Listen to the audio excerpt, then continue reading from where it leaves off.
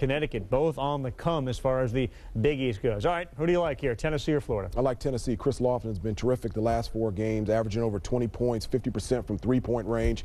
I think Tennessee wins this game at home. Experience wins this game tonight. You got too many freshmen in that backcourt, and that's going to be an issue when you look at how they're going to get it done. Tennessee's just going to go after them up and down, force the threes from Florida. They won't make them. Tennessee wins it. All right, we'll find out if UConn stays unbeaten on the women's side. The timeout continues. 72-69, Rutgers leading the unbeaten Lady Huskies. Time to send it out to the game. We'll get you an update on the UConn game and see you at the half. One of the great entrances in college basketball. This team is one with their fans. The fans are one with the Volunteers. They've won 27 straight at home, 4th longest streak in college basketball. 40-2 over the last 2+ seasons in Thompson-Boling Arena. But tonight, a big hurdle at hand for the 7th-ranked Volunteers of Tennessee. They take on the 2-time defending national champion, Florida Gators.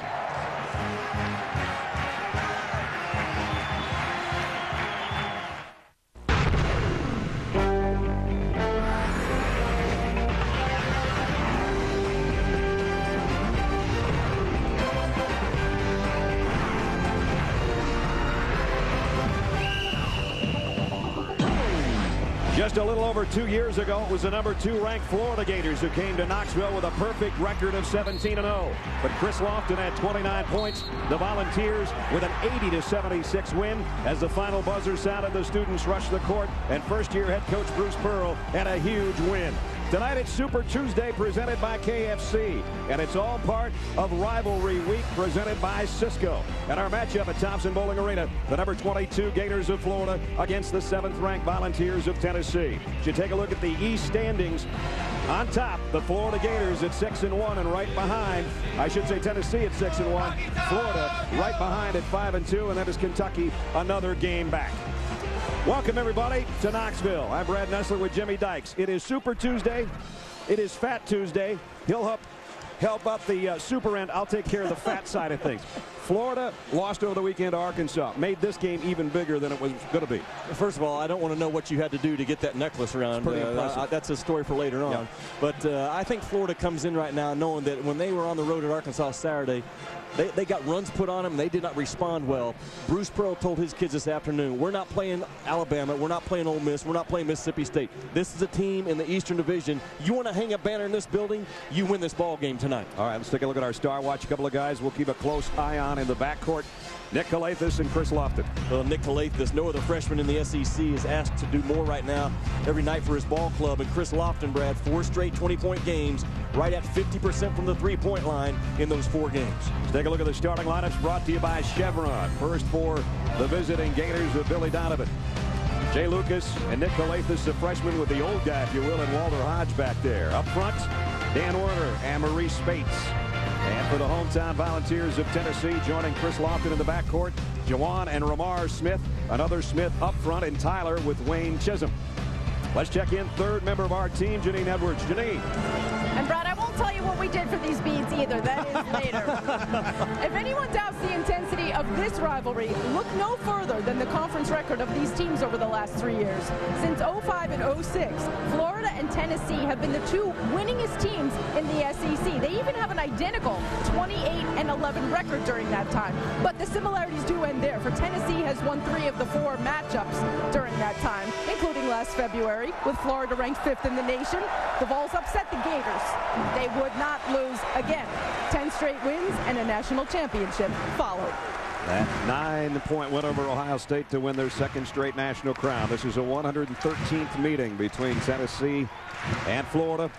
Our officials tonight, Ted Valentine, John Cahill, Tom Eads has got it in hand, and we're just about set for maybe the biggest game at this stage of the SEC season so far. And they're going to re-jump. Tyler Smith and Maurice Spates will do it all again. Tennessee's won 14 of the last 15. Florida has won 13 of its last 16. Florida has really good half-court offense. They're going to get good shots. You look at their losses, they just don't shoot the ball well, but they're going to get good looks. Not that time. They won't get a look at all. First turnover. Tennessee can turn turnovers into points. This time they turn it into an offensive foul. And it's on Tyler Smith. That's what Tennessee does. When they get a turnover, they're looking to head down court in a hurry. This time a little bit out of control, and they give it right back. Bruce Pearl done a marvelous job in his 3rd season here in Knoxville. Billy Donovan, you know what he's done. The dean of SEC coaches in his 12th year, back-to-back national titles. The 3 goes for Nick Calathes, his 35th of the year. Florida's so good at always having a shooter spotted up on the weak side corner. Know where the personnel is. Lofton answers on the other end. Yeah, he's got his stroke back. We saw 2 weeks ago in this building come back to life, and he has shot it well 4 games in a row, almost 50% from that 3-point line. Hodge on the pick and roll, gets it back to Warner. And now Hodge out on top. A lot of random pick and roll offense out of the team in blue tonight. Warner takes a step back and fires. Everybody on this Florida team is capable of doing that. That's what makes them so dangerous. If they hit their shots, as Jimmy said, they weren't falling against Arkansas. Well, they're 2 for 2 outside the arc. And now the Gators with a steal.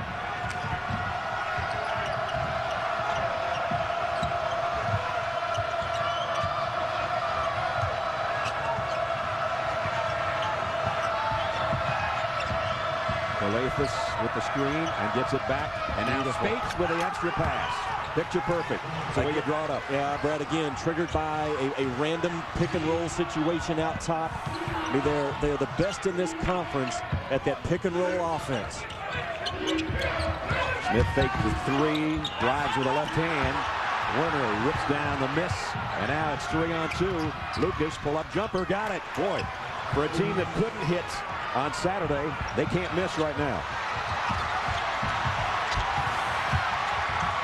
10-3 early, Florida. Lofton has the only Tennessee basket. Now it's Chisholm. He always tries at least 1 3 a half. Missed this one from the corner. And did they get the timeout called? They were trying to get the timeout and apparently got it. 17:36 remaining. First half, all Florida here early.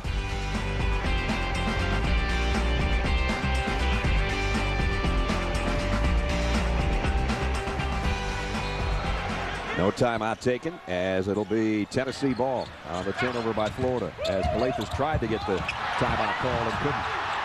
Tyler Smith, extra chance, and Warner with another board. Calathes on the run. Great outlet, and it's all Florida early. So far, Florida has been super, and Tennessee has played like they're fat on Super Fat Tuesday. Instead of PHAT, just playing FAT. Just playing FAT. That's what I was trying to get around to in the beginning.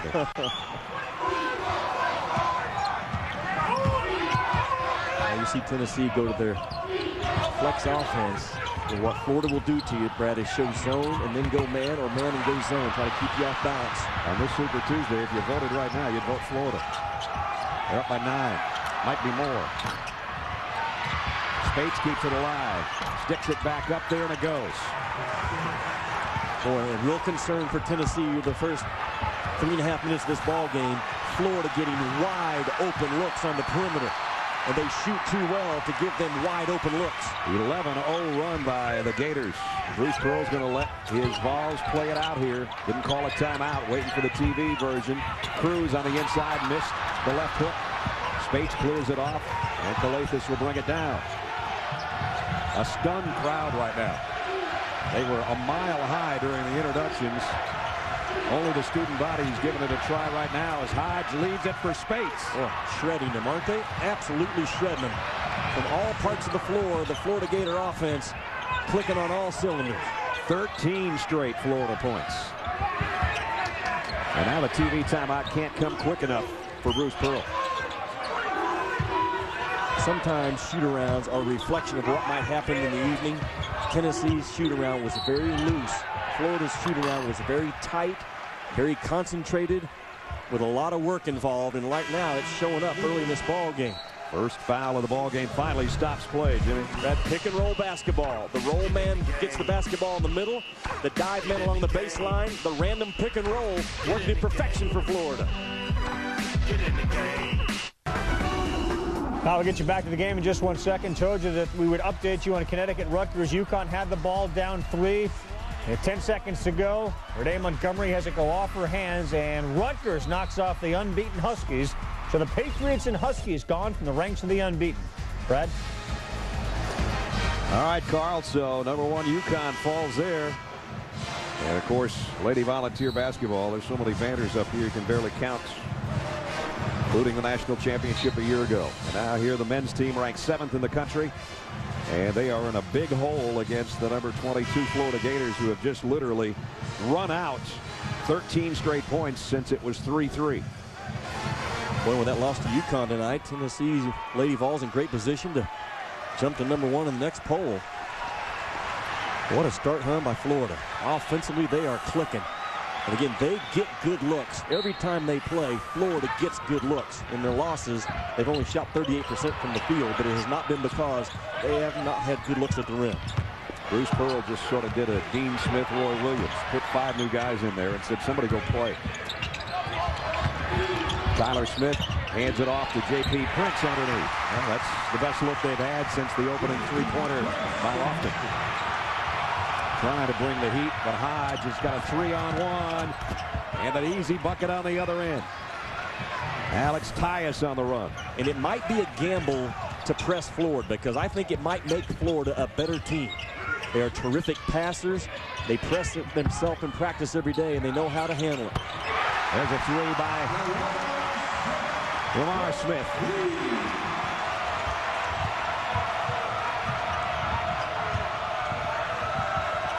Beg your pardon, that was Joanne Smith. And a foul outside on Jordan Howell. Check in with Janine. Well, Brad, I watched Coach Bruce Pearl very closely at that last time out. He spoke with his assistant coaches first. He was shaking his head, and then he said to his players, I told you Florida was going to start quickly. He said, if you get a look, go ahead and shoot. He said, Florida only missed 1 shot that whole period. We got to guard better. They were almost flawless. Parsons in the lineup. Calathes and Werner. Tyus. Calathes trying to pick and roll. Gets it over to Hodge. Long 3. And off the glass. Don't think Walter called it, but he'll take it. Sometimes when you're shooting the ball as well as he is, though, those things happen for you. Averaging 16 over the last 3. And basically his game right now is 3s and backdoor layups. Here's Lofton on a runner. Chris Lofton's got 5. Again, Tennessee chasing and Florida breaking the press easily. Oh, tough catch by Hodge right in front of the Tennessee bench. Werner, he's hit 1 already. This one won't go, and Lofton will try to push it. 3-on-2. Howell for 3. Halfway home and comes out on it. And offensive foul on Tyus. Well, rivalry week presented by Cisco. Coming up tomorrow, we got a doubleheader for you, 7 o'clock. UConn takes on Syracuse, and at 9 Eastern, another chapter in one of the most storied rivalries in college hoops. Number 2, Duke. Number 3, North Carolina. Those in the ACC markets will see Pat Knight's debut as the head coach at Texas Tech against Baylor. Nick and Pat Calathes, 34 points between the two of them. Tyler Hansbrough and his brother. A couple of the great brother combinations in college hoops this year. Well, everything we hear right now says that Ty Lawson may not be playing tomorrow night in that ball game. You talk about a huge loss to North Carolina at a pivotal time. You and I have seen North Carolina without Ty Lawson on the floor. Yeah, well, they don't have Bobby Fraser. Of course, he had ACL surgery. So Quentin Thomas, the senior, that's a big burden on Quentin Thomas. He's a good spot player. I don't know if he can go the whole way. We'll find out. And the return of Dick Vitale tomorrow night. Going to be good to have Richie back on the airwaves. His first game since his surgery. When we hear the words, it's awesome, baby, and Duke and North Carolina are playing, you know college basketball with the Super Bowl behind us is on center stage for the next 6 or 7 weeks. That's a good point. Ryan Williams has been getting more and more time in this Tennessee lineup and knocks down both free throws. The big guy cuts it to 9. It's been 13 on several occasions, and now over the scorer's table and out of bounds, a sloppy turnover by Florida. You know, it's really difficult to reverse the basketball that quickly when you're throwing to a guy that's only about 5'10", which is what Lucas is. I like it when you reverse it to the weak side to have a bigger target for that simple reason right there. Easy to overthrow someone in a speed game up the sidelines. Prince crosses the lane and off the glass. J.P. Prince with 4 off the Tennessee bench. Florida choosing to quickly grab that ball out of the net and beat Tennessee's pressure with speed. I bet you Billy Donovan's not crazy about that choice of shots by Calathes. 21-14 down to 7. Tennessee has settled in a little bit here with 13 minutes left in the half. Lofton guarded by the freshman. Prince is not shy about shooting any kind of shot.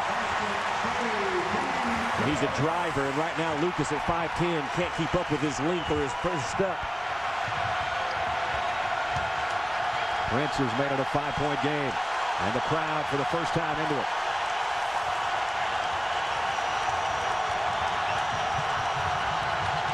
Florida needs a pick and roll action to get things triggered. There it is. Something good should shape up off of it.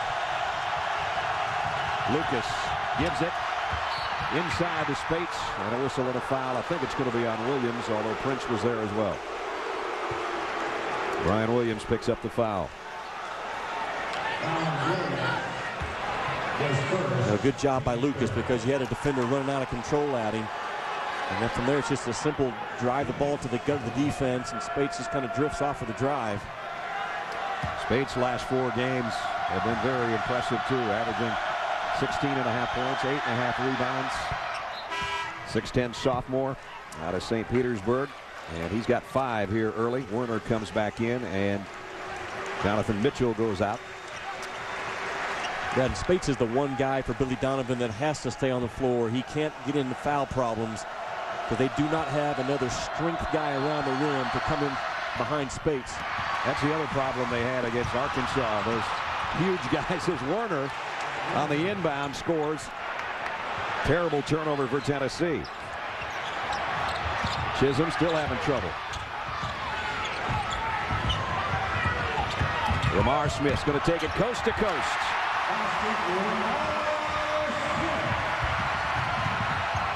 Tennessee so fast.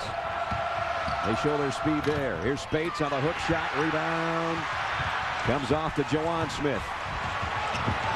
Well, Tennessee does a great job of almost utilizing a moving screen in transition with a big, and their guards work off of it awfully well. Jawan Smith for 3. His second. 24-21, Florida. 13-point lead has disappeared. Both clubs will be very happy if the game's played in the 80s. This is the pace, the style, the speed that Florida and Tennessee are most confident in.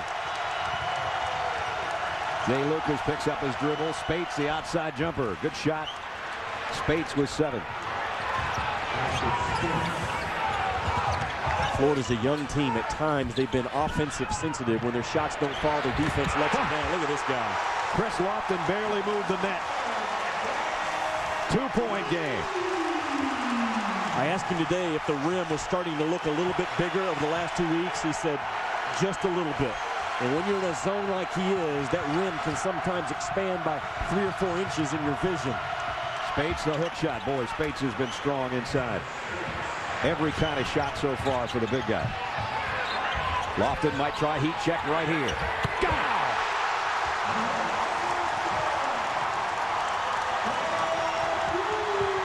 When he's on, he's as good as anyone in the country shooting that shot. Calathes quiets the crowd temporarily on the baseline. Just a little floater by Nick Calathes, leading scorer for Florida. The only way to stop Lofton now is to not let him get a touch. Oh, Chisholm with a 3. We're tied at 30.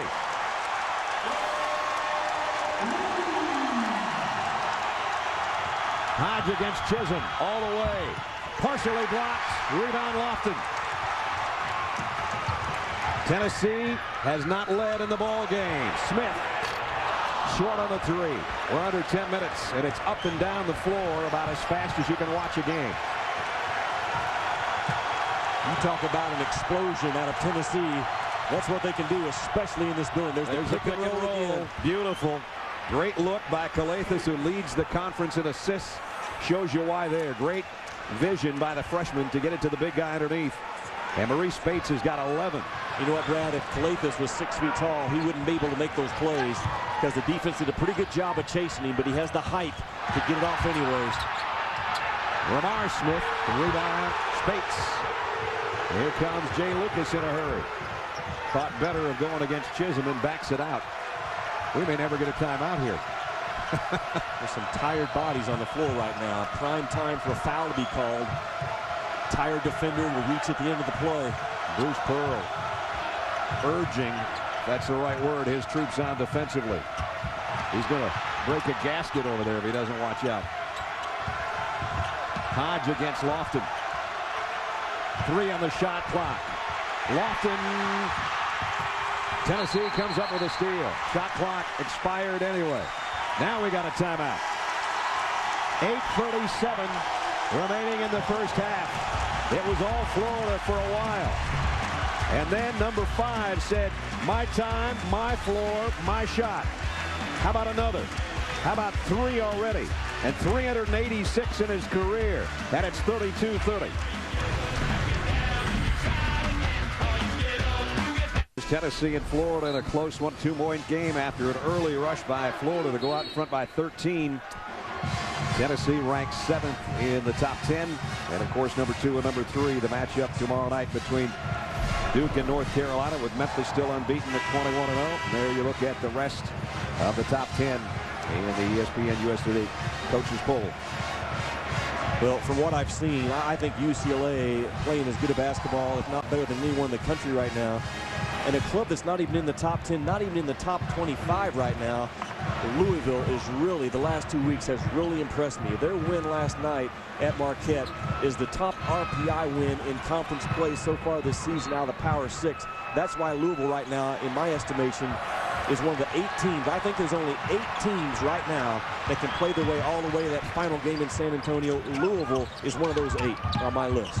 Tennessee is hoping it's one of them. Florida, they just keep winning championships. And Tyler Smith, his first basket. And it's tied again at 32.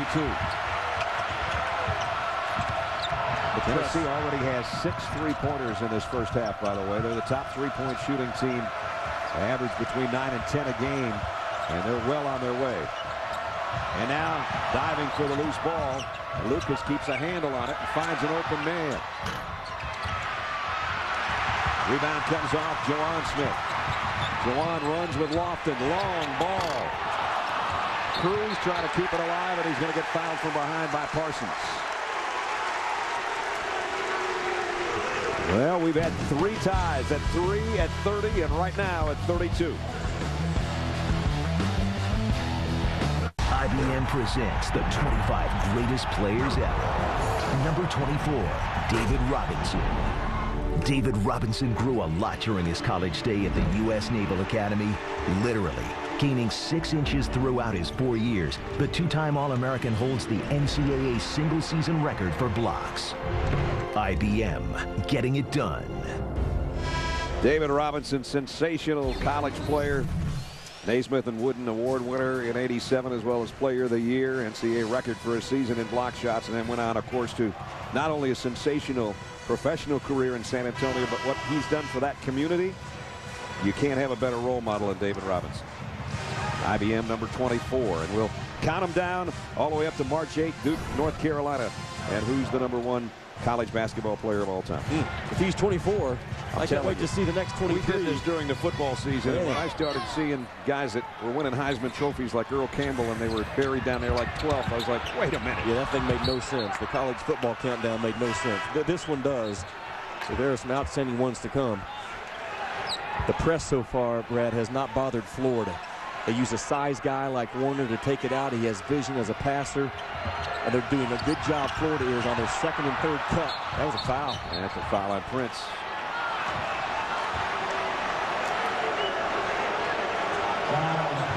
Prince picks up his first. Brad, watch Florida in their press breaker the next time that Tennessee presses them. Those guards trying to get open for Florida, it's not their first cut or their second cut, it's their 3rd cut that gets them open. You have to have that kind of continuous effort against Tennessee to get that ball in bounds. And whistle and a foul. And with that, let's check in with the SportsCenter 30 at 30. Here's Carl. Hi, Brad. Thanks very much. Shaquille O'Neal has told an associate of his he believes that a change will be imminent, that he will be traded. The Heat have told Shaq and his representatives they are in serious and ongoing negotiations with the Phoenix Suns. And the #1 team in the ladies' land, the UConn Huskies, previously unbeaten, now once beaten Rutgers, 73-71. Highlights on ESPN News, SportsCenter after the game. All right, Carl, some interesting things going on with Shaquille O'Neal. Phoenix. Jimmy and I were sitting here going, who would trade for Shaq at this stage of his career? With that money involved? Yeah. Chisholm comes back in, and Duke Cruz will sit. That foul is on Adam Allen of Florida, his second in about a minute. With the depth of Tennessee, they have not had one guy foul out of a ball game all season long. That's amazing. Well, it was at one point 13 straight points by Florida to go out in front by 13. And then Chris Lofton and backside Smith started hitting threes, and now a lob to Prince underneath. And Tennessee's got its first lead of the ball game. Not the first time that Florida goes zone or Tennessee faces a zone. They will try that backside lob play. Trying to come up with a timeout as they played for the steal, but on the baseline, it'll be Florida ball. First time Tennessee has led. Here's how they got it. Perfect pass to the right side of the rim, but the timing on it is what's outstanding. Little salute to the passer, which you appreciate if you're the finisher. Prince is finished with 8 points so far in this half.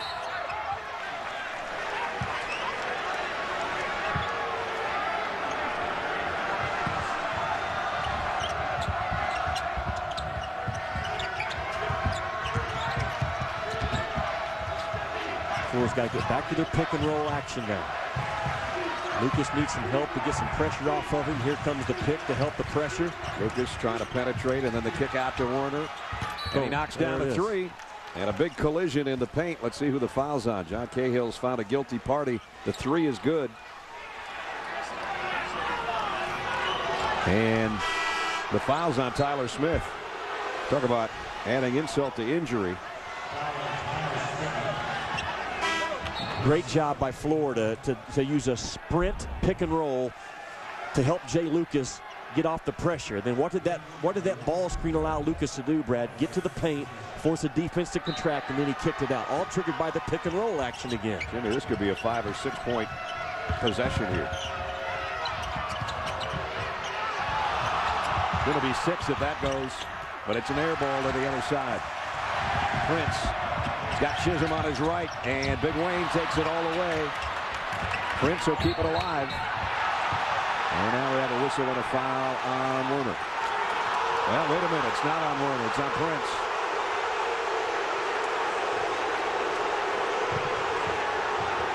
Bruce Pearl's going, wait a minute. I think they're just going to call him out of bounds. Well, he's out of bounds there. He's definitely out of bounds with the collision on the other side. A lot of contact. Lucas again having problems if he doesn't get some help getting that pressure off of him. Florida's going to have to continue to set some pick and roll action for Lucas just to get into their offense. There it is again for Hodge. Warner, it's been hot out there. Calathis and Jawan Smith got tangled up. There was no foul called there either. And back come the Volunteers looking to regain the lead. Chris Lofton not on the floor right now. 3-2 zone again. If you're not careful, Tennessee can throw that backside lob because you got a small guy, Lucas, down here on the bottom corner. Now they get realigned. Chisholm at the elbow, spins inside with a left hand. Nice move, lost the headband, but got the basket. Tennessee back in front by 1. Brad, that's too easy. When you're playing a zone defense, you can't allow easy looks like that around the rim.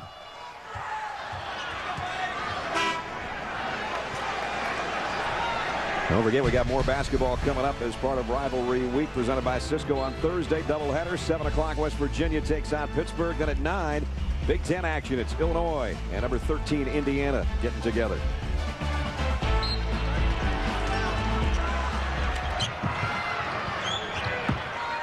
Had to take Werner out because he had blood on his elbow, so he heads to the Florida bench. With just under 5 minutes remaining in the half. Oh, what a beautiful. What a pass by Calathes. And you wonder why he's averaging over 6 assists a game. And he had some Zuzu on that baby. That got where it was heading in a hurry. Their pick and roll action, Brad, is so difficult to defend because they have multiple guys and multiple ways to get into it. And Calathes at 6'6", kind of like Gravis Vasquez at Maryland, who we saw Saturday, so good operating off that pick and roll action. Prince fade away from the elbow. Kept alive momentarily by Williams, but he lost it to Hodge. Lofton back in there guarding Hodge. Slows the Florida transition, but they lead by 1 as we approach 4 minutes. Just stay with it. If you're Florida, stay with your random pick and roll stuff right now. It's been good to you. And Parsons throws it up in there. It's going to be a foul before the shot. Florida in front, 37-36. Just under 4 minutes remaining in the half.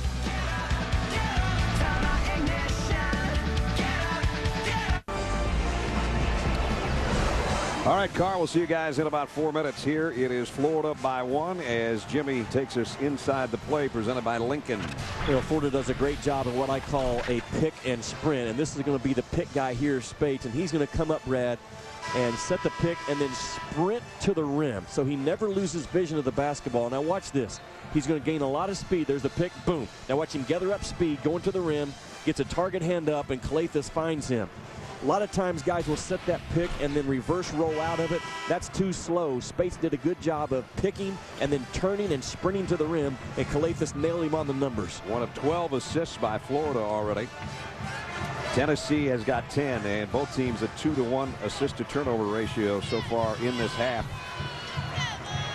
That little pick and sprint move is matriculation down from the NBA has really started using that the last 3 or 4 years, and guys like Billy Donovan pick up on it. Nice hands by Josh Tabb, who just checked in, to tip that ball away and give it back to Tennessee. Powell for 3. Spikes had it and lost it. Tabb got it back, give and go with Williams, and he's pushed.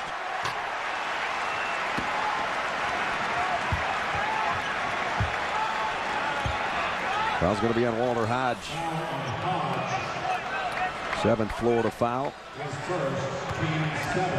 And Josh Tabb will go to the free throw line. There's the sophomore out of Carbondale, Illinois' numbers on the season. And missed a free throw. So Florida maintains a 1-point lead as we're down to 3.5 minutes to go in the first half. Parsons drives and leads the extra pass to Spates. He got mugged by Brian Williams. Let's check in with Janine.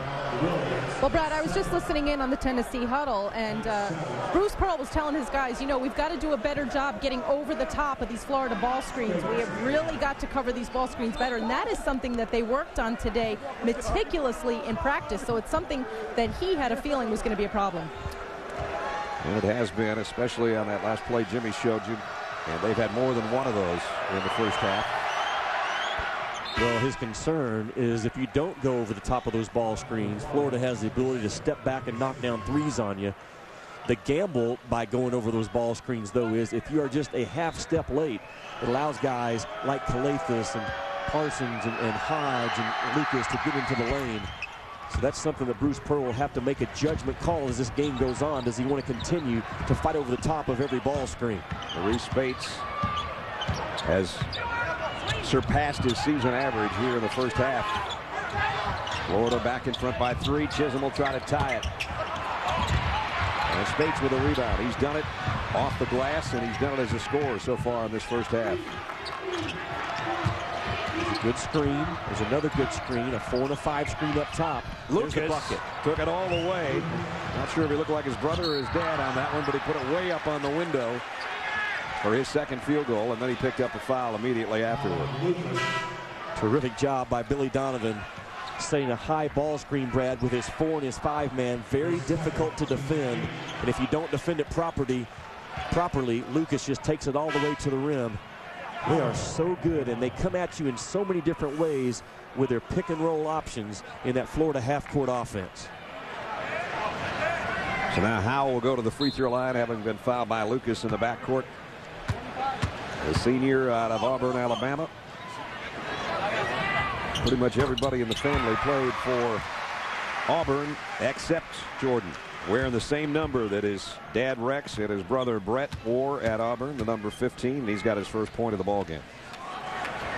And get the free throw stripe often. 28 of his 33 attempts in conference play from the three-point line. Kind of a designated shooter type guy. So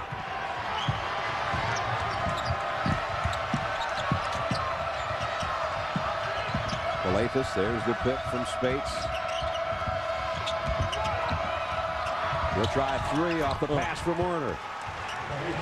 Beautiful offense. Beautiful offense. Sprint into a ball screen. The four guy flashes the five rolls. Offensive foul on Chisholm. A little bit out of control on the drive. And so the lead has ballooned back to 7 for Florida over number 7 Tennessee with 2:27 remaining in the half. Remember, it was tied at 32.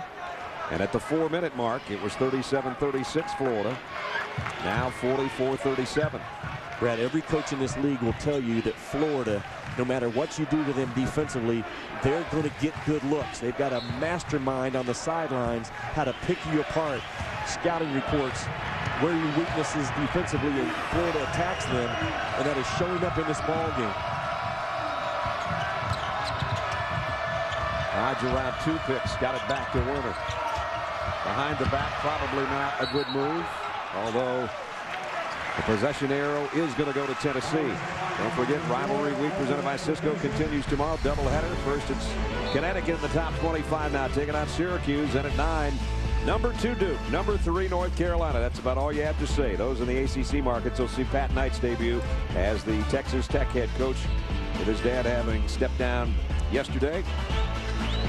Well, that Duke-North Carolina game, so much at stake. Not only a battle for the ACC first place right now, but you talk about the first round being in the backyard of those two schools this year, the NCAA, and then the regional to follow between Charlotte and Raleigh. What a huge boost that is to the number 1 seed in the East, if it's Duke or North Carolina, to stay basically in their backyard on their journey to the Final Four. Chris Lofton had that one go halfway in twice, and then he forced a turnover on the sideline. Nice hustle defensively by Lofton after missing the 3.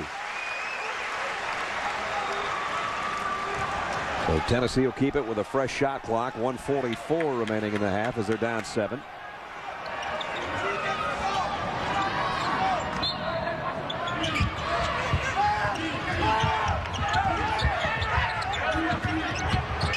Smith on the drive, a little bit short. Werner is going to be fouled. Tyler Smith got the push. And that is 3 on Tyler Smith, and that's not good news for Bruce Pearl. No, because he's their shortstop. He's their ultimate blender.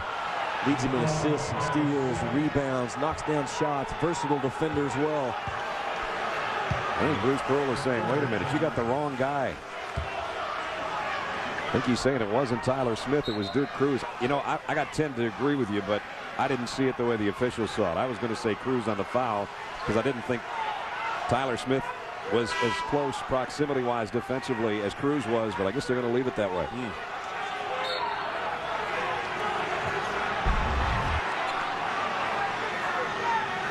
see at the end. There's Smith. Well, his foot, yes, his foot was on his back. I just saw Duke Cruz with the swipe at the ball, so good call by our officials. Remember, Tennessee has played 21 ball games this year. And because of their depth and they spread their minutes out so well, not one Tennessee Volunteer has fouled out of a basketball game yet. Duke Cruz even goes as far as sometimes get rid of the headband as kind of a psychological thing if he gets in foul trouble. I kidded him about it in warm-ups before the game tonight. So how come you lost the headband last week? Said I had 3 fouls. Okay, superstition, I guess. I guess. Whatever works. The zone by Florida has slowed Tennessee down a little bit and has also made Tennessee impatient. I don't think they've got enough side-to-side touches of the basketball, selling for a lot of first-side jump shots. Well, there's a good jump shot. If we can get Javon Smith over on that spot. He's got 3 threes this half. And that cuts it back to 6. Great three-point shooting team in Tennessee. Tops in the SEC. And that has kept them in this first half. Calathes almost stepped over the line on that dribble. Here's a guy that's been tough to stop for Tennessee. This time he is stopped. Rejected by Duke Cruz, not on the low block. You know, Spates got too low on the initial touch. You want your low post guys, Brad, to catch that basketball above that first block.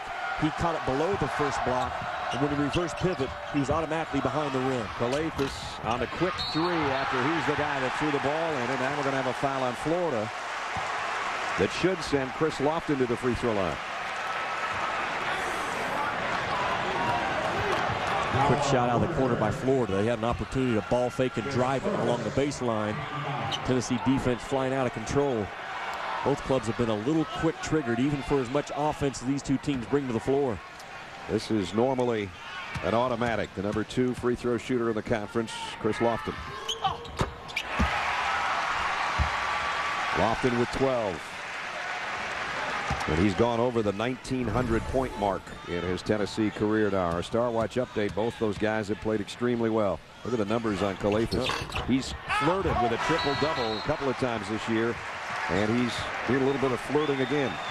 And as good as Florida's press offense has been this first half, they need to have another good run right here because Tennessee's going to come with some pressure a little bit. Try to get a turnover before this half ends. About a 12-second difference on the shot clock and the game clock. As Josh Tabb trying to pick up the defensive intensity on Walter Hodge. Calathes, there's the roll. Pass back to Warner, who didn't take the shot. Calathes, they try to run him through the middle, and Tennessee almost came up with a steal.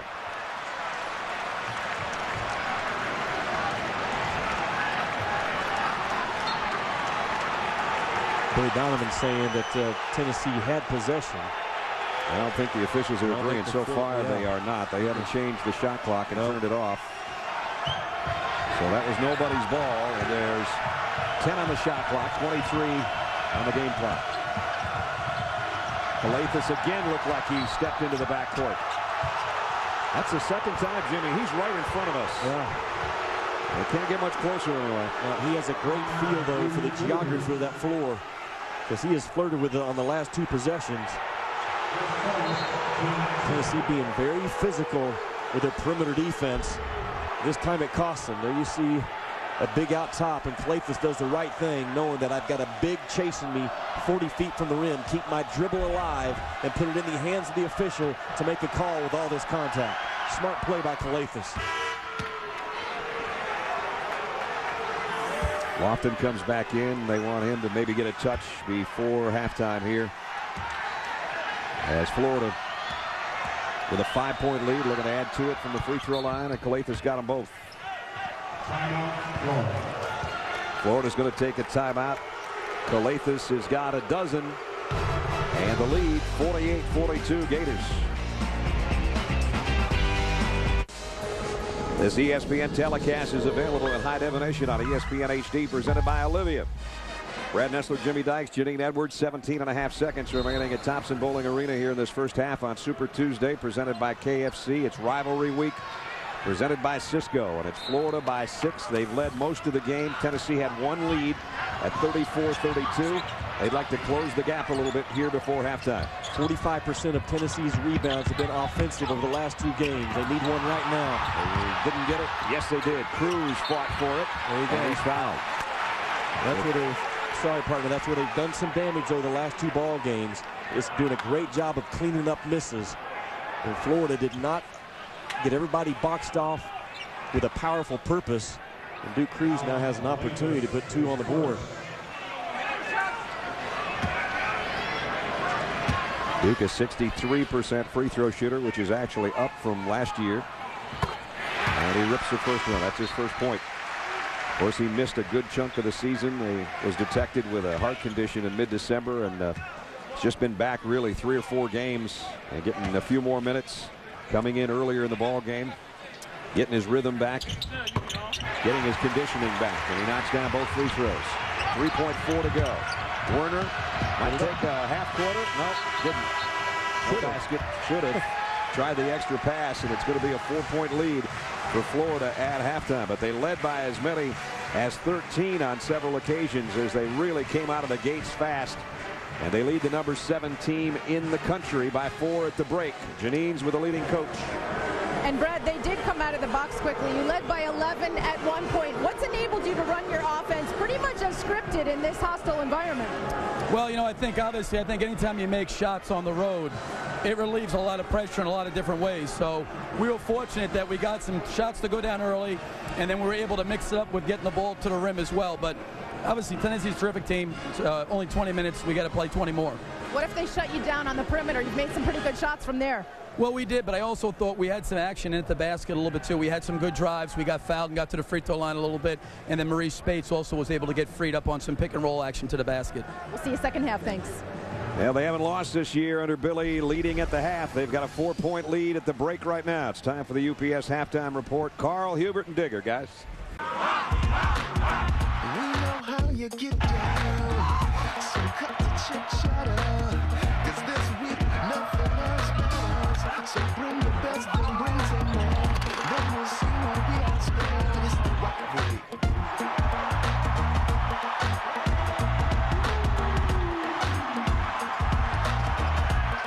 Back in Knoxville, Tennessee at Thompson Bowling Arena. It's Super Tuesday presented by KFC.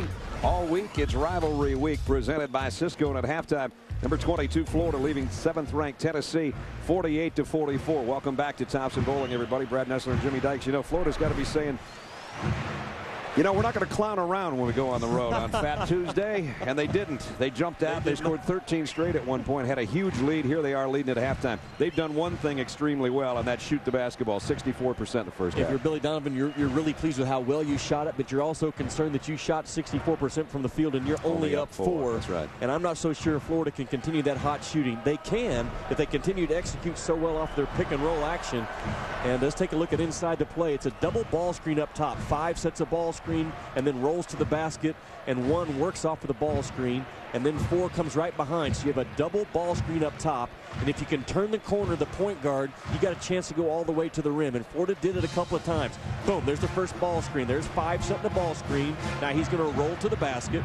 Now watch, there's 4 setting the ball screen, and he's going to pop to the perimeter. And as 1 comes off of it, Brad, it's hard to defend. And if you can get those shoulders turned and get towards the rim, good things happen for Florida. I look for Florida to continue to do a lot of that Ramden ball screen here in the second half. Maurice Spates was sensational. 6 rebounds, 4 assists, and 15 points. Calathis, who was on our Star Watch, 12 points and 4 assists. Chris Lofton, good that he's got 13 points. Not good that he's your leading rebounder when he's your leading scorer. Let's check in with Janine Edwards. Well, Brad, exactly what you and Jimmy were just talking about. Those ball screens is exactly what Coach Bruce Pearl was talking to his team about in the locker room. He said, we have done a horrible job. He said, we've got to get over the top. He said, my midline guys have not been making plays at all. I told him that, Florida has 3 players with double-digit points. He only has 1. That's Lofton. He said, you know what? I'm more concerned about defense right now. We have given them 48 points. Well, we've seen that in past games. When they can turn their defense up a notch, they can turn it into offense in a hurry, and that's what I'm sure he's hoping for. And the second half is underway. Florida 48-44 leaders here to open up the second stanza. Tennessee with only 5 steals in the first half, and they average 10, and they convert those into a lot of points. Hard to turn Florida over with all their ball handlers. Lucas got bumped by Jawan Smith.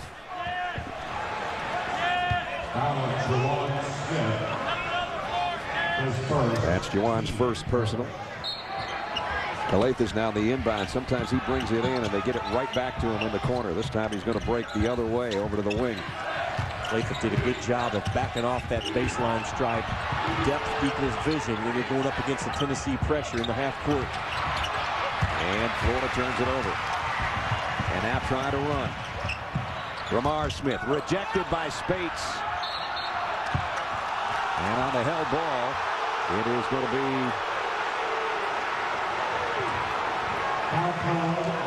a foul on Smith. Brett, I don't like point guards that try this boom reverse pivot when they're coming in transition, because that's a slow move all it's doing is allowing the defense from behind to catch up.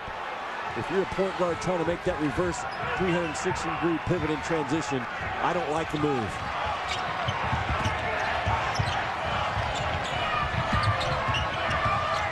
Lofton chasing Hodge all the way around the corner, and Hodge still got a shot away. Rebound off to Tennessee. Lofton foul on the way up by Hodge. That'll send Chris Lofton to the free throw line. Foul on Hodge. His second, team first. So Chris Lofton, before the season's over, will join the 2,000-point club at Tennessee's over 1,900 career points with his effort tonight. 13 so far in the first half. One of those guys that has taken his game to another level once they've gotten back into conference play. In order for your team to go to another level in conference play, an individual has to do it, and Lofton has been the lead train in this charge for Bruce Pearl. Right now it's 6-1 in the SEC. Gets him back to within 2.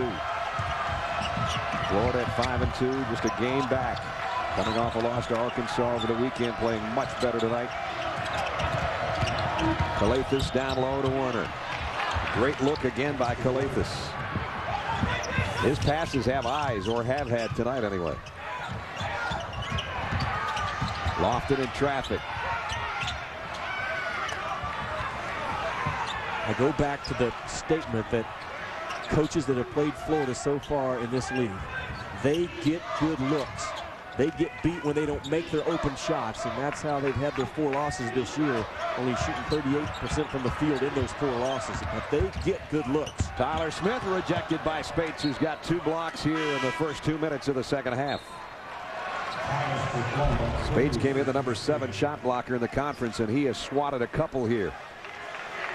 Well, great job by Warner to move his feet and allowed Spates to come in as a secondary defender. Yes, Spates gets the block, but Warner's the guy that set him up. Tennessee had to shoot in a hurry. They only had 4 seconds on the shot clock on the inbound, and they missed the 3.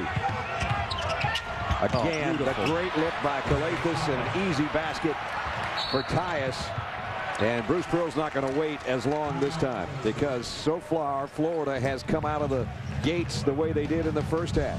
Jumped out to a 52-46 lead in the opening couple of minutes of the half. This ESPN telecast is available in high definition on ESPN HD, presented by Olivia. Brad Nessler, Jimmy Dykes, Janine Edwards, Thompson Bowling Arena, where Florida is doing what they did in the first half here in the second half early, Jimmy. Great offensive execution on their on-ball screening, really causing Tennessee problems. Take a look at this last play.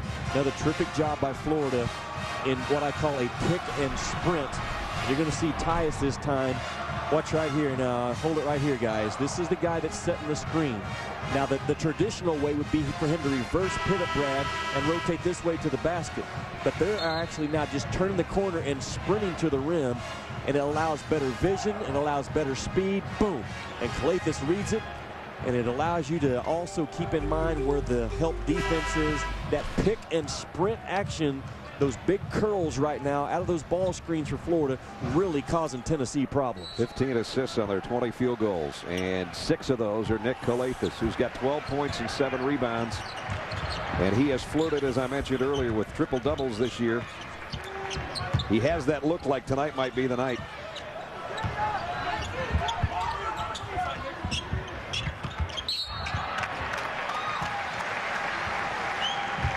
And a foul's going to be on Alex Tyus.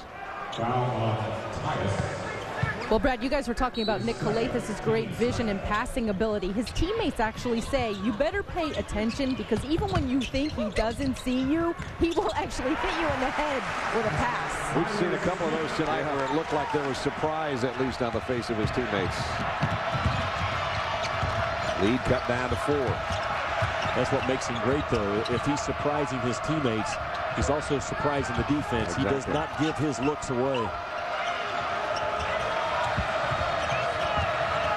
Here he is working against Johan Smith. And in traffic, whistle and a foul. Don't forget, Rivalry Week presented by Cisco continues tomorrow. Doubleheader. First, the Big East, Syracuse and UConn will get together. Then at 9 o'clock, number 2 Duke and number 3 North Carolina. In the ACC markets, you'll see Pat Knight's debut as a head coach at Texas Tech against Baylor. And in the North Carolina Duke game, for those of you who will get it, Dick Vitale returns tomorrow night. It's been too long. Richie, good to have you back tomorrow night. Fouls on Duke Cruz. Brad, if Ty Lawson can't play in that ball game, how many touches can Tyler Hansbrough get? That's the biggest question mark. If Hansbrough gets a lot of touches, Duke will have problems because of their lack of size. But if they can't, Duke could chew those guys up from their perimeter play. That will be a heck of a battle to watch. And if he can't play, can Quentin Thomas handle the pressure of Greg Paulus and company? Should be fun to watch. Yep. Tennessee comes up with a turnover and looks to run. Smith leaves it for Lofton for 3. Underneath Tyler Smith, but a whistle on the rebound.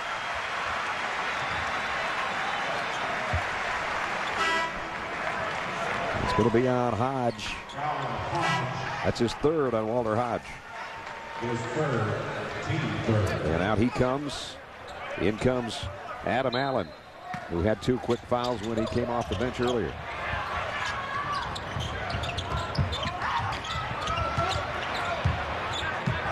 Florida State zone. In Tennessee, they were a little impatient against this zone in the first 20 minutes. They get 3 or 4 touches and a quick reversal. That's where their 3-point shots will come from. So far, this has been good offense for them against the zone. Tyler Smith, the extra pass underneath to make sure to Cruz. Just 4 or 5 simple passes. You get a high percentage shot against that Florida zone. Lucas brings it in a hurry. Allen for 3. Don't know about that shot. Rebound comes off to Calathes. Calathes a pass. Spates on a fadeaway. Tennessee's got a 4-on-2. Lofton pull up, triple. Got it.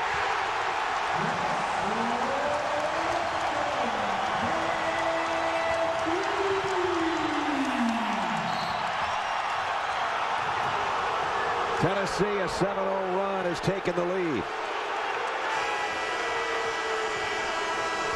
Nobody does it better in the SEC. Maybe nobody does it better in college basketball. And number 5, his 4th of the ball game. Ball's in front. Man, I came here for one thing, to do what I do. I'm on business. Super Tuesday presented by KFC. Tennessee has taken the lead here in Rivalry Week presented by Cisco, courtesy of Chris Lofton. Jimmy. But watch Chris Lofton right here as he runs up the sidelines at the bottom of the screen. He is in a great rhythm right now. You see the speed that he ran with, Brad. He got there just as he got to the 3-point line just as the pass was coming to the 3-point line. He didn't get ahead of the point guard. He didn't get behind the point guard. In perfect rhythm in his run, which set him up to be perfect rhythm on the catch and the release. This is a veteran guy that knows how to get himself open in transition. You saw the improvements from early in the season and to now where he's shooting almost 50% in the last 5 games. Werner works for a shot from the elbow. Thought I heard a whistle. Apparently not. Prince comes down for Tennessee. Tyler Smith, long jump and score it. His best move of the night. And this is the biggest lead of the night for the Volunteers. Tennessee has great balance in their offense right now. Lofton is knocking down the threes, and Prince and Tyler Smith are driving the ball to the gut. Calathes missed a 3. Williams with a rebound. Volunteers with a lead, the ball, and on the move. 3 goes for Jawan Smith.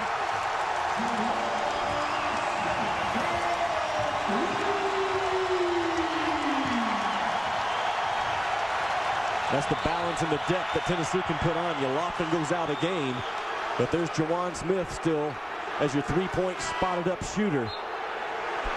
So many weapons throughout this lineup for Bruce Pearl. All of Jawan's scoring has come outside the arc. 4 threes tonight. And you see the cleanup, and watch Jawan Smith already down there in the corner, waiting for that basketball. Quick triggered, locked and loaded. Tennessee with 9 threes again tonight, partner. That's what they average. Between 9 and 10 anyway. Werner, nice drive. Nobody cut him off. Werner's got 14, way over what he normally does offensively.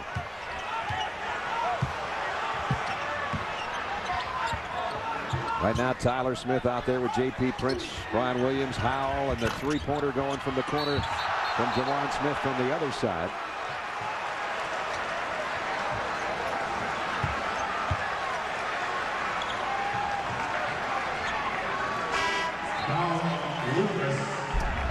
Jay Lucas picks up his third foul.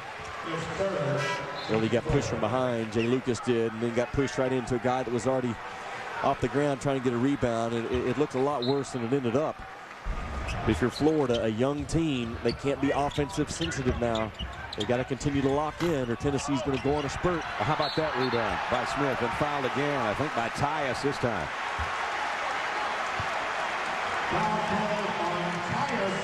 That's his third. So Hodges got 3, Lucas has 3, and Tyus with 3 for Florida. Brad, the last time we were here, I talked about the importance of Tyler Smith transferring into this program this year. The ultimate blender, and he's a high-profile guy transferring in from a high-profile season in the Big Ten last year. But he's blended in perfectly. It says a lot about his character. It says a lot about the character of his teammates to accept him as one of their own. He was third team all Big Ten, all freshman team in the Big Ten last year. Tyler Smith has 8 points. And the lead goes back to 6. All alone is Hodge.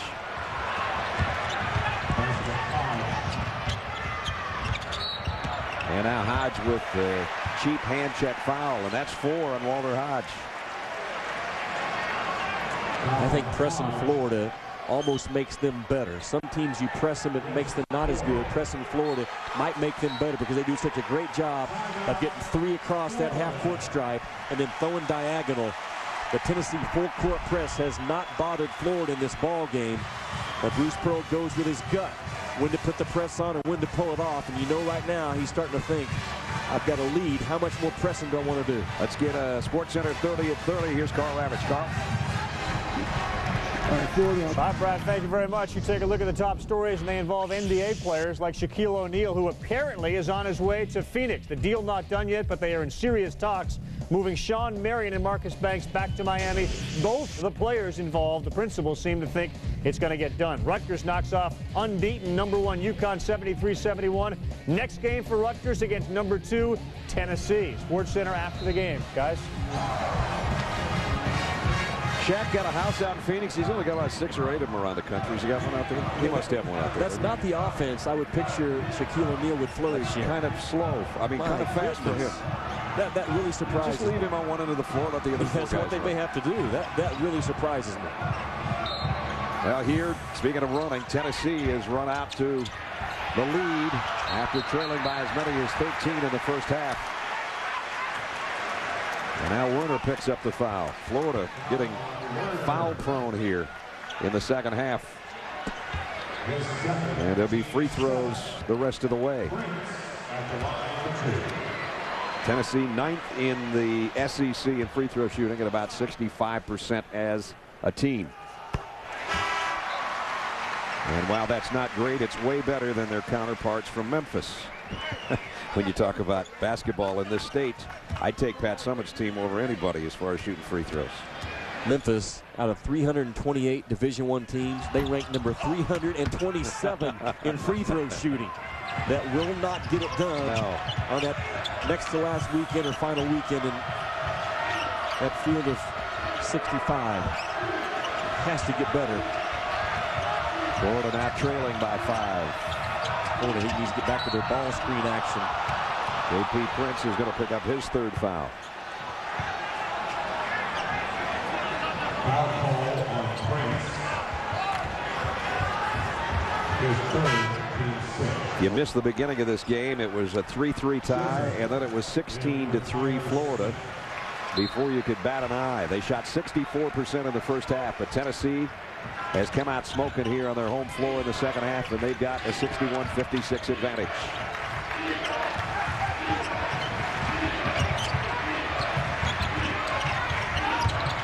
Florida tried to tie Tennessee for the top spot in the SEC East. Tennessee trying to put more separation between them and the Gators. Drive to the basket. And foul called on Chisholm.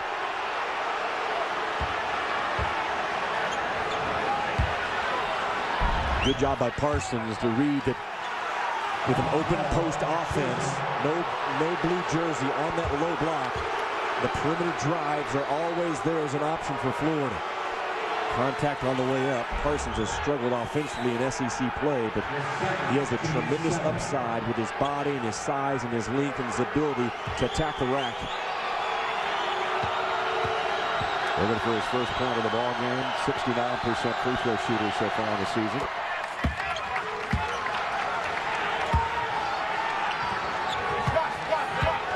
Chandler, the freshman, out of Castleberry, Florida, averaging about 9 points a game.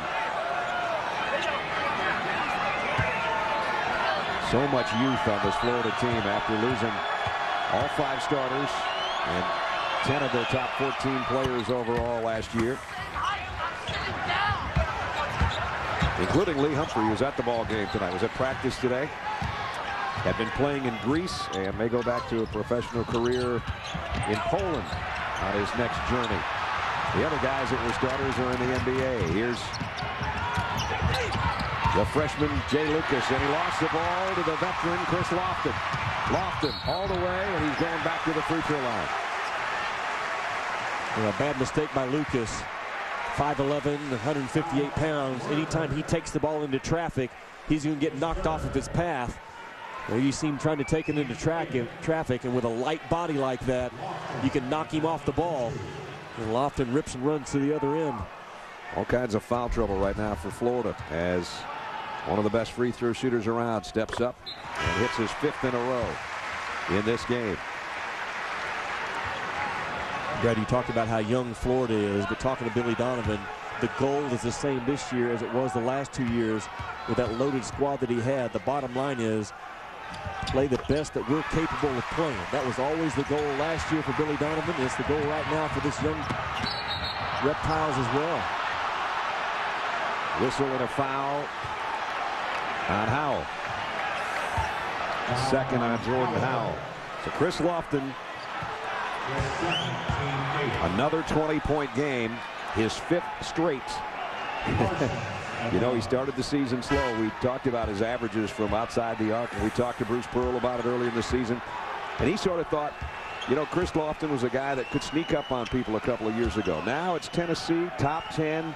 Chris Lofton, preseason All-American, Wooden, Naismith candidate.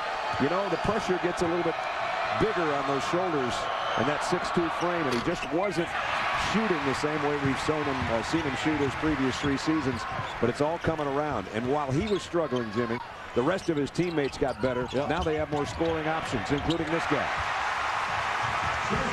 Chris Lofton told me today, Brad, he said the loss at Kentucky was the first time I realized my shot has to get better.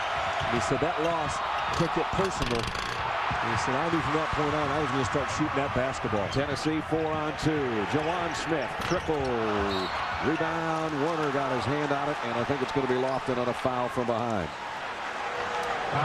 Chris Lofton, the senior out of Maysville, Kentucky, the pride and joy of Maysville. There goes a 3. There goes another 3. Let's try another one before halftime. Let's get rid of the headband. Boom, let's knock one down in the second half.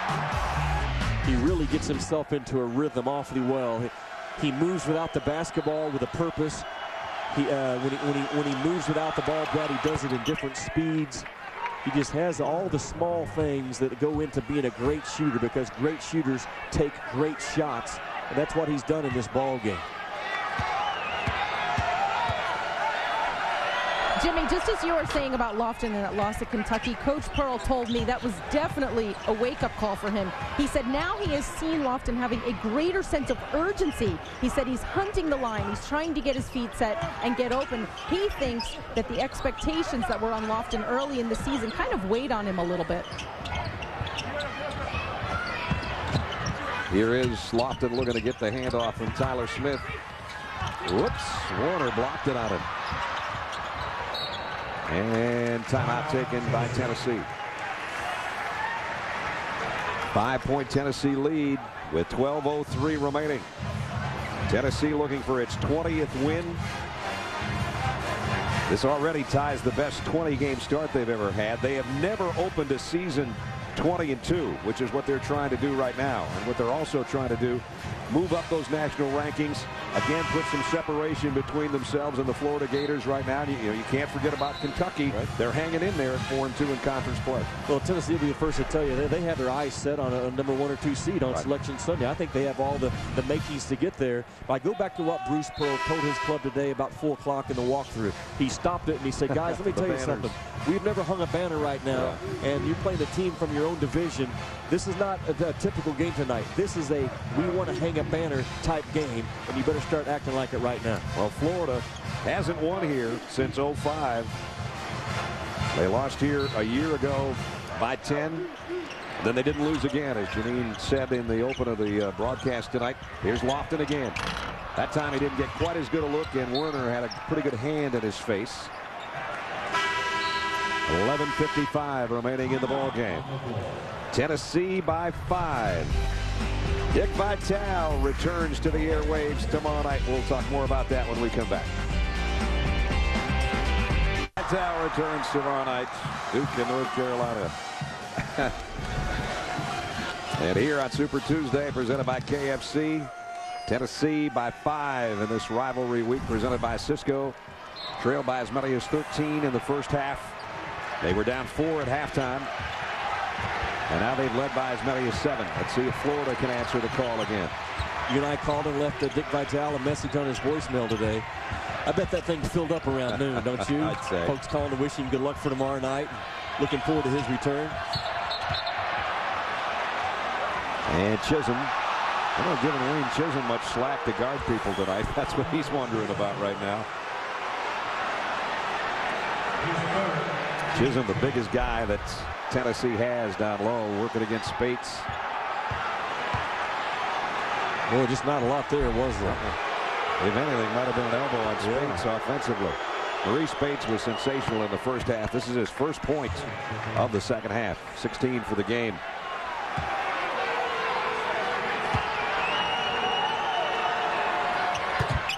Got them both.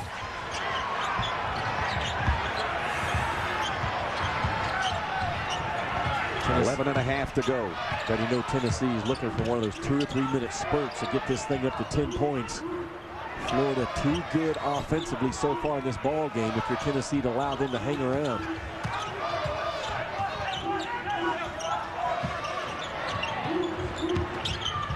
This is not necessarily Tennessee's game. Well, that is.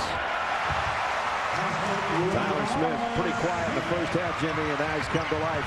10 in this half. He's the best that Tennessee has operating on the inside of that zone. He started on the perimeter, but then flashed to the middle. Kind of inverted their offense from his own look. Werner, the extra pass, and this one was an earned foul by Chisholm, and he's got 4 now. Yeah, watch Tyler Smith start on the perimeter against the zone. But after about 4 passes, he's going to become the inside player. He started up top, but that's the versatility that Tyler Smith brings to you, Brad. He can pass the ball from the perimeter and then run to the low block and put a good move on you. Again, the ultimate blender, the shortstop on this team right now is Tyler Smith for all the things that he can do. Spates has hit all but 1 free throw tonight. And Wayne's got to sit down with 4 fouls.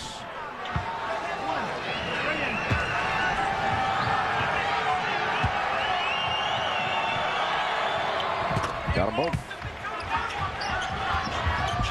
19 for Spates. Cuts the lead to 3. Lamar Smith all the way through traffic. And a big bump by Spates. For a guy that's played so physically inside, he's not in foul trouble at all. His first. Billy Donovan, 12 years in Gainesville. Even though he's the 4th youngest coach in the SEC, he's the dean of SEC coaches as far as longevity. 9 straight times to the NCAA. They'll add to that this year. 2000, they went to the title game, and of course back-to-back national championships. I got something that'll put in perspective. Billy Donovan's 42 years old. Bob Knight was the head coach for 42 years. Exactly. How about that? Yeah, that's good. And as they pick up the bodies, John Cahill says the foul's on Duke Cruz.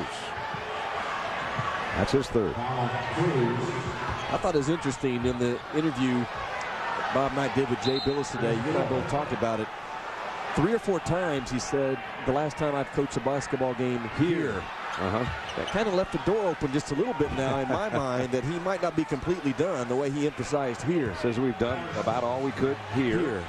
Yeah. And more of that interview with Jay will be on SportsCenter following the ball game, by the way. I'd like to get back to see the rest of that. We might have to have somebody play that one for us a little bit later on.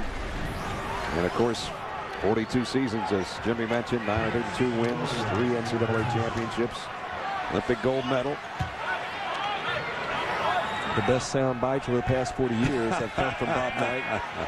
He's complex, he's calculating in what he does. His influence on the game of basketball will live forever with his man-to-man defensive principles, his motion offense, and the different screening angles that he brought to the game. But I'm not so sure his son Pat has been set up now for success in the remaining 10 games on that schedule. Jawon Smith, another 3. His 5th. All his field goals are 3-pointers. And again, it's a 5-point lead midway through the second half now for Tennessee. Now, that's why Tennessee right now is one of the 8 teams in the nation I think can get to that final game because of so many weapons, and their style of play is just a little bit different than what normal people play. And Williams picks up the foul. Tennessee has 10 3-pointers in this ball game. Their season high is 16. And the big guys are getting in foul trouble. Chisholm, Cruz, and now Brian Williams. And Brad, the guards of Florida are so good at drawing contact, and those bigs from Tennessee step out to show. Florida is going right into their bodies, and now that is starting to become a problem for Tennessee. Cruz and Chisholm and Williams, all of them been being exposed when they're stepping out on those ball screens. Calathes got 1 of 2.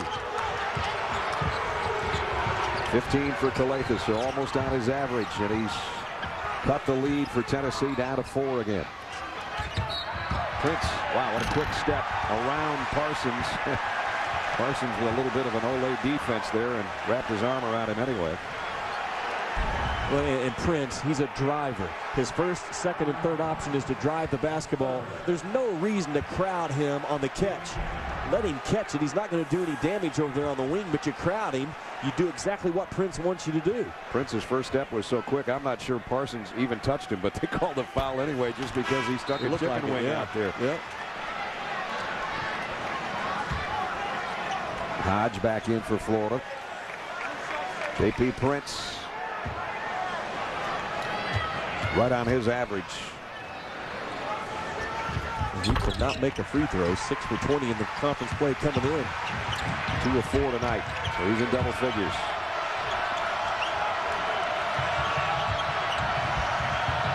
Biggest lead of the game has been 7 for Tennessee. They're up 5 and we're under 9.5 minutes. Hodge all the way around and just had it swiped by Ramar Smith. And now Prince. Foul by Werner. Whoa, everybody, let's calm down. And it's an intentional foul on Werner.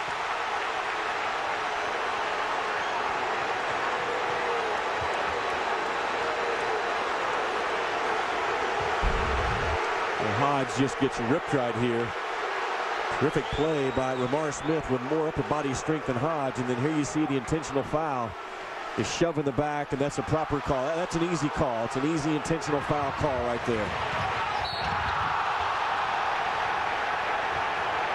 And Tyler Smith wisely jumps in there to get his teammate back pedaling as Werner heads over with his 4th foul.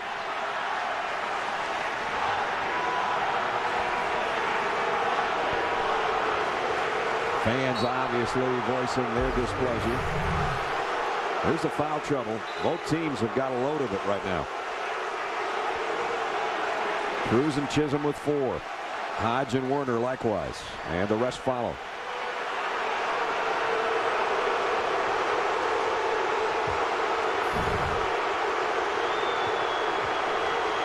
technical was fouled on Prince. That's why Calathes steps up to the free throw line.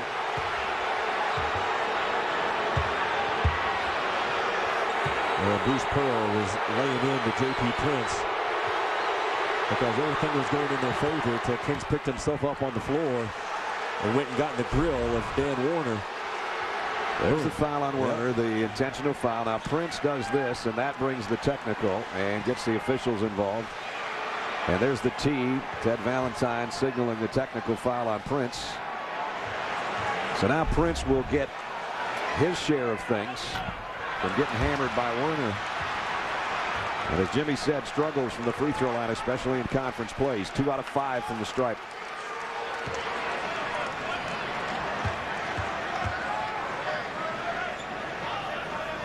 And he missed them both. He'll get the basketball, and that's all out of this deal. In fact, they lost ground on that play. How many times do you see an intentional foul like that and you lose points? Almost never. Yep. But they're not keeping your composure. J.P. Prince is what allowed it.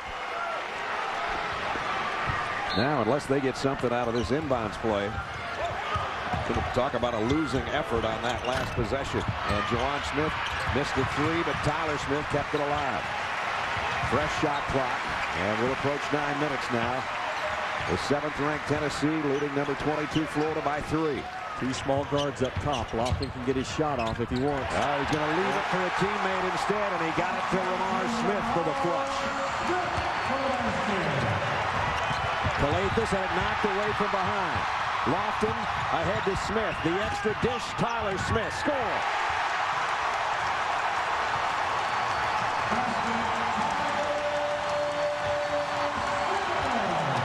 They are relentless. I think for the past 3 months, Tennessee plays harder than anyone else in college basketball for the entire 40 minutes. Here they're coming at you again with a burst of energy in this building. Lucas in the tall timbers. What a drive by the little guy. And now thrown away. Hodge with a steal off Lamar Smith. And he has it rejected out of there by Tyler Smith.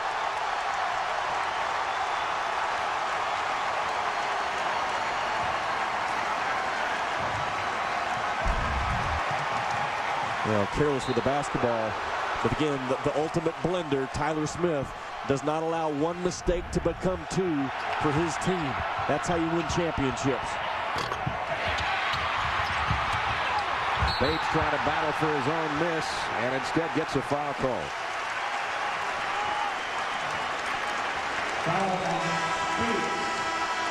Well, they are battling, aren't they, in the SEC East tonight? Whatever it takes. Just under 8 minutes to go. Tennessee by 5. Ryan Burr with the studio update. Number 11, Butler taking on Valpo. A.J. Graves can't find the range, but Willie Beasley there for the tip, up and in. Butler down just 2 to Valpo, 60-58. Purdue continues to play good basketball, now 9-1 in the Big Ten. They beat Penn State 67-53. Now back to Knoxville. Cisco Game Track, 2 guys that are in our Star Watch, Jimmy, are doing it in just about every fashion. Chris Lofton and Nick Calathes. Calathes flirting with a triple-double, isn't he, tonight? Yeah. He's close. Still a long ways to go. Tennessee by 5. Chris Lofton and Juwan Smith have been nailing down 3-pointers. In Juwan Smith's case, 5 threes tonight. And Tyler Smith at the free throw line's had a sensational second half. Can Florida get enough offense out of that pick and roll, random pick and roll stuff they do on the perimeter to hang in this ball game? Wow, Williams' offensive rebound was big. And Smith try to score again. Calathes has another rebound. 3-pointer. Lofton will pull it off the backside.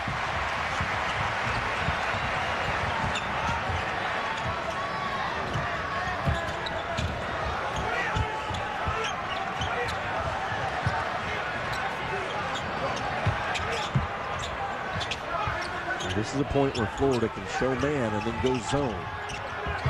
Good read by Tennessee. Smith, kick out. Followed by Ramar Smith. Nice hang time by Ramar Smith. And the lead goes to 8. Again, 45% of Tennessee's rebounds the last 2 games have been offensive, so they're doing a great job of cleaning up their misses. That was a big one there. Tyus, a hook shot off the glass. Tough shot by the freshman.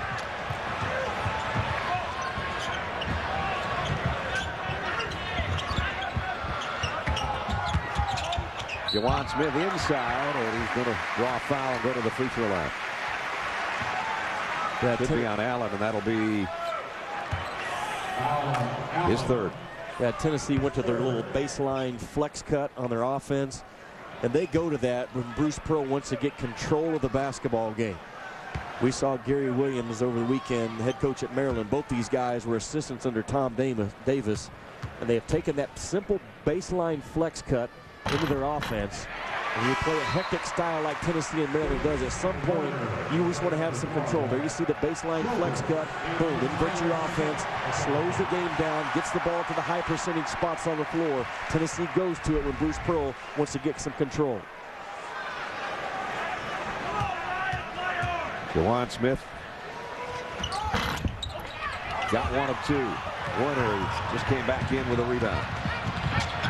Calathes wants it back for a 3. He's saying somebody got a hand on it, which I would assume because it was an air ball. That's what he's hearing from the crowd.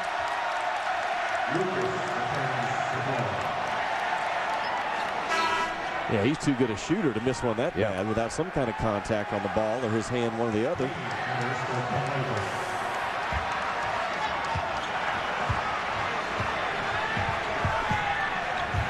Under 6.5 minutes. Tennessee by 7. And foul. Don't forget, rivalry week presented by Cisco continues on Thursday. Doubleheader action on ESPN, 7 o'clock Eastern. West Virginia Mountaineers take on number 25 Pitt. And then at 9 Eastern, Big Ten action. Illinois and number 13 Indiana. Sports Center is following us. 6:21 remaining in the ball game here. They'll have more with a conversation with Jay Billis and Bob Knight. Talk more about the possible trade of Shaquille O'Neal to Phoenix. All that and a lot more on SportsCenter. Juwan Smith, big night. 5 threes and 3 ones. 5 threes and 3 ones. Yeah, he's playing poker. He's doing pretty good card hand, isn't it? Goes out giving his team the biggest lead they've had all night. Well, now Florida needs 3 or 4 perfect offensive possessions in this ball game. Warner for 3. That was not one of them. That's not one of them. Warner has not shot the ball well from 3-point in conference play. That should not be their first option. Now let's see if Tennessee relaxes a little bit and again tries to utilize a little bit of clock. I think they'll go to their flex offensive cut now. This is where Bruce Pearl can get some control or just let Lofton fire. Either way, yeah, that'll work. Boy, shooter. Tennessee by 12. Spates cleans up on the miss inside. That's what makes Tennessee, though, is those kids like Lofton, Juwan Smith. They always have that confidence, green light built in, no matter what the time and score is. Everybody going to the deck trying to save the ball will be Tennessee. Chris Lofton and Juwan Smith each with 5 3-pointers tonight. And watch this one. Talk about confidence. Back pedal. Boom. Created space, didn't he? Look at the step forward. Boom, then the step back. He has that just little natural lean, about a 7 or 8 inch lean backwards. It gets that shot off over taller defenders. Kicked ball. Tennessee will maintain possession. 5:17 to go. There's the numbers on Chris Lofton. 6 of 11 and 5 of those 3-pointers. Tennessee, the #1 3-point shooting team in the SEC, 6th best in the country as far as number of threes hit a game, and they've proven that again tonight. This time going for a 2. Had it rejected by Spates, who's done a nice job blocking shots tonight for the Gators. For Lofton, it's so difficult to get all the way to the rim, even work off on the ball screen, Brad, but the ball screen was set about 25 feet out. That's too far out for a guy like Lofton because he doesn't have jets. If Lofton's going to get to the rim, that ball screen needs to be set closer to that three-point line for him. Williams had it knocked away from behind. Now Lucas takes it all the way and had it blocked, but there's going to be a foul. And it's on Williams. Now all the big guys for Tennessee can make the same claim. They all have 4 fouls. Hard foul on Lucas. Again, a small guy. Doesn't take a lot of contact to make it look worse than it is sometimes. Appreciate the hustle of Williams. Just under 300 pounds to be there to discourage the easy 2 by Lucas. Yeah, I'd say Jay's about half the size of Brian. He is about half the size. You're right. Lucas 6 points. We saw him have his best game of the year against Alabama in SEC play when he had a career-high 19. Williams goes out. Duke Cruz comes back in.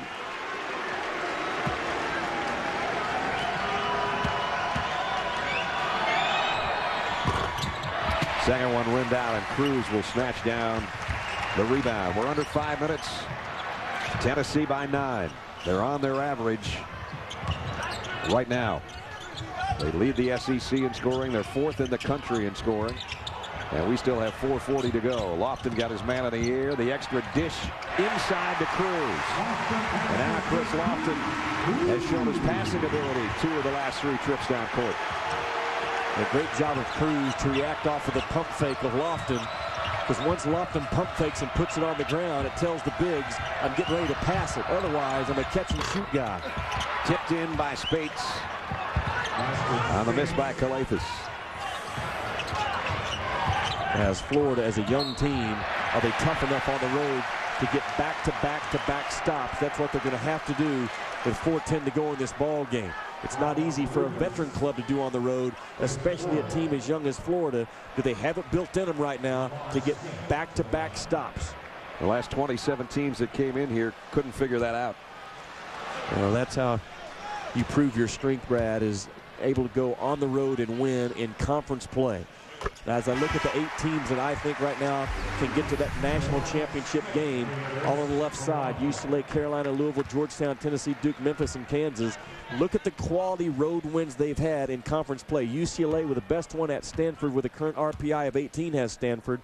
At the bottom of the list, Kansas, their best in-conference road win is at a number 80 RPI Missouri. But those 8 teams right there, I think, have showed a lot of strength in conference play. Florida now in serious need of offense. Nice cut to the basket. There's another assist by Calathes on Hodges' reverse layup.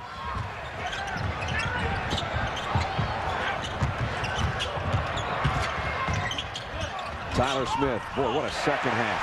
What a second half by Tyler Smith. Calathes, I don't think he can run that one down. He can't. 3:41. Tennessee's put up 90. Florida short by 11. And Burns studio, a wild ending between number 11 Butler and Valpo. Campbell for 3 and the lead, the first lead of the game for Butler. Valpo 2 to tie, 3 to win, but instead turn the ball over. Butler goes to the free throw line. They make 1 of 2. It's a 3-point game, 7 seconds to go.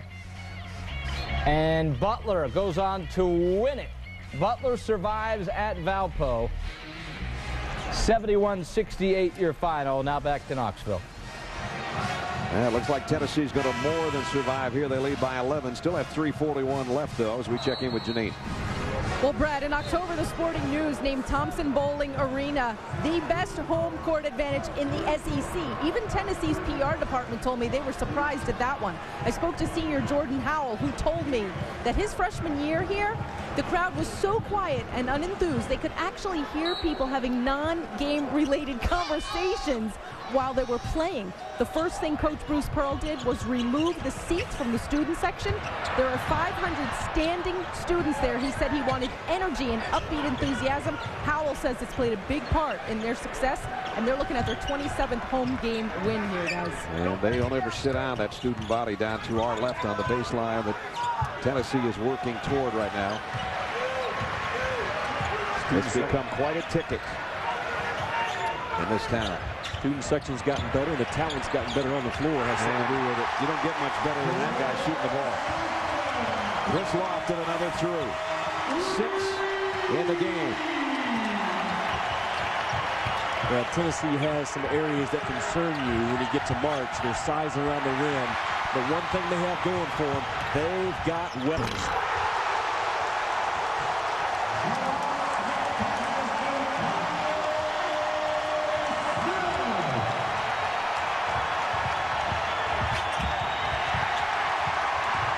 Florida, another turnover, and Smith will finish it.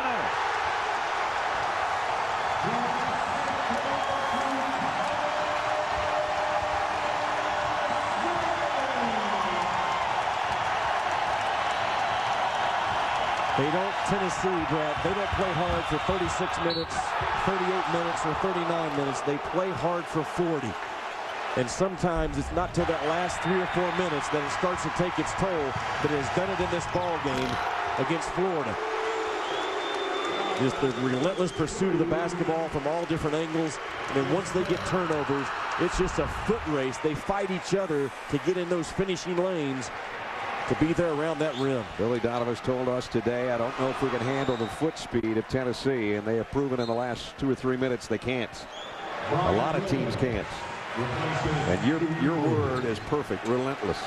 They just never quit coming at you, both offensively and defensively. The foul was on Cruz, and he was fouled out as Jay Lucas misses the free throw. So Tennessee, I don't know if they give away pizzas or something for the century market here, but everybody's looking at 100 right now.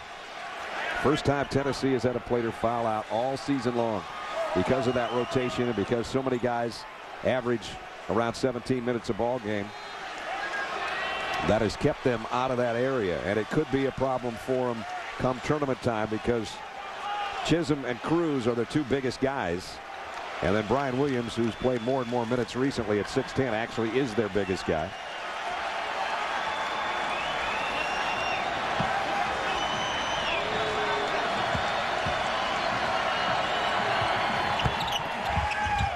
Lucas with 8. Final 2:15.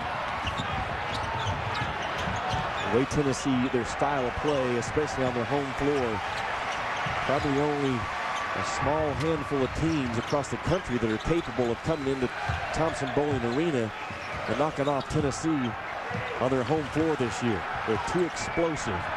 The outside shooting of Jawan Smith and Chris Lofton especially. And Tyler Smith, who has 19 of his 21 in the second half. That's how big he has been on the inside for the Volunteers. Remember, this club was down what, Brad, the first? They were down 13. 16-3 to start the ball game. Yep.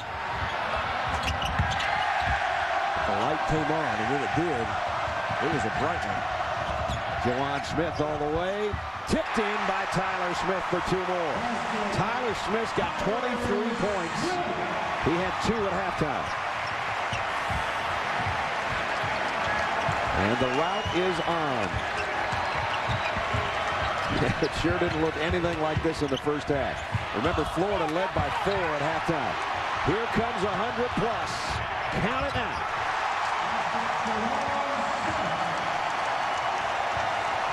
Well, it might be a pretty big step for Tennessee to hang under Bruce Pearl. Possibly the first SEC banner, and that's what he talked to his kids about at 4 o'clock today. He was not happy with how his shoot-around was going, and he stopped the shoot-around and said, again, you're playing against Florida, the defending back-to-back national champions that have ruled the SEC East. And if you want to take over the SEC East, you win this game tonight. And they answered his call. They've never opened up a season 20-2. They're about to open that can in the next 30 seconds. And they are going to win their 15th of the last 16. The winning streak at home will go to 28 games, 41-2 in the last 2+ years. And let's just add 3 more by Jawan Smith. What a shooting performance by Smith, Lofton, and Tyler Smith.